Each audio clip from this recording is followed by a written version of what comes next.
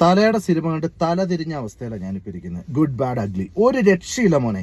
ഞാൻ ഇന്ന് ഊട്ടിയിൽ വെച്ചിട്ടാണ് ഞാൻ ഈ സിനിമ കാണുന്നത്. ഞാൻ ഷൂട്ടിലായിരുന്നു ഞാൻ. അപ്പോൾ അതുകൊണ്ട് തന്നെ എക്സ്പെഷ്യലി തമിഴ്നാട്ടുകാരുടെ കൂടെ ഇരുന്ന് കണ്ട ആ ഒരു ഫീൽ ഉണ്ടല്ലോ, ശരിക്കും ഓരോ മ്യൂസിക് ആയിക്കോട്ടെ ക്യാമറ ആയിക്കോട്ടെ ഇത് തരുന്നത് ശരിക്കും നമ്മൾ ഇന്നേ വരെ കണ്ടിട്ടില്ലാത്ത വേറൊരു മരണ മാസ്. നമ്മൾ കൈയടിച്ചു പോകും മുത്തേ, കൈയടിച്ചു പോകും.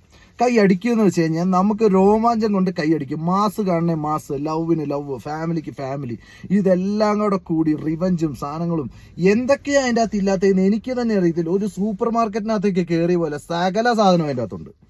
ഇടിക്കിടി തൊഴിക്ക് തൊഴി റിവഞ്ചൊക്കെ എന്നൊക്കെ പറഞ്ഞ ഇമാതിരി റിവഞ്ചും മാസും, അതുപോലെ തന്നെ കോമഡി മരണമാസം. ക്യാമറ എന്നൊക്കെ പറഞ്ഞാൽ ഒരു രക്ഷയില്ല.